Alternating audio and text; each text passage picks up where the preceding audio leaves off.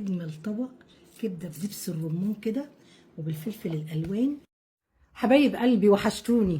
يلا عندنا معلقه زبده كبيره، ربع كوبايه زيت، بصلتين متقطعين اجنحه، بصل الابيض او احمر، مع ربع معلقه توم مضروبه في الكبه، ودربنا كده التدريبه الحلوه مع قرن فلفل سبايسي وشويه فلفل كمان اخضر مع شويه فلفل الوان لو موجودين عندنا، وممكن نستبعد الالوان مفيش مشكله.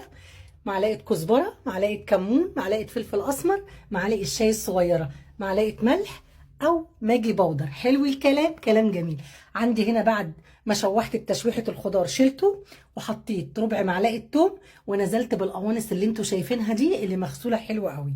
هنعمل طبق قوانص كده تاكلوه جنب مكرونه، جنب رز بدبس الرمان هايل، كله في الطاسه كده، والطعم والتست حكايه. دربت التدريبه الحلوه كده وشوحت التشويحه الحلوه والريحه مش عايزه اقول لكم، ونزلت بقى بالخضار اللي انا شوحته اللي هو الميكس الفلفل مع البصل ماشي، وقلبت التقليبه خلاص. لا، ادوها بقى معلقتين كاتشب، وادوها كمان معلقه كزبره كده ومعلقه كمون تاني، ما شاء الله ولا حول ولا قوه الا بالله، وادوها 3 معالق دبس رمان، وتاكلوها بقى ساندوتش بالعيش، تغمسوها بالصوص اللي نازل منها جنب رز، جنب مكرونه، مش عايزه اقول لكم طعمه جدا وحلوه جدا. وفي 10 دقايق هتعمليها، رشه بقدونس او كزبره وبالهنا والشفا تاكلوها.